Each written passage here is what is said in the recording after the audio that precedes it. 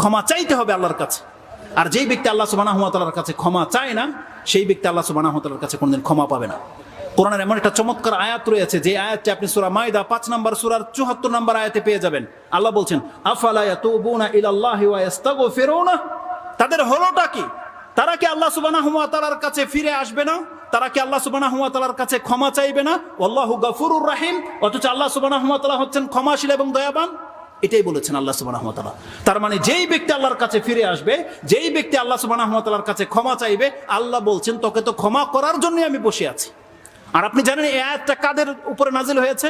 ইবনে আব্বাস রাদিয়াল্লাহু তাআলা আনহুমা, যিনি সব থেকে উত্তম মুফাসসির, সব থেকে প্রসিদ্ধ মুফাসসির, যিনি সব থেকে ভালো জ্ঞান রাখেন আল্লাহ সুবহানাহু ওয়া তাআলার আয়াতের ব্যাখ্যা সম্পর্কে, যার সম্পর্কে বর্ণনা এসেছে, তিনি বলতেছেন আল্লাহ সুবহানাহু ওয়া তাআলা এই আয়াত দিয়ে ডেকেছিলেন ইহুদিদেরকে, নাসারাদেরকে, যারা বলেছিল উযায়ের ইবনুল্লাহ, যারা বলেছিল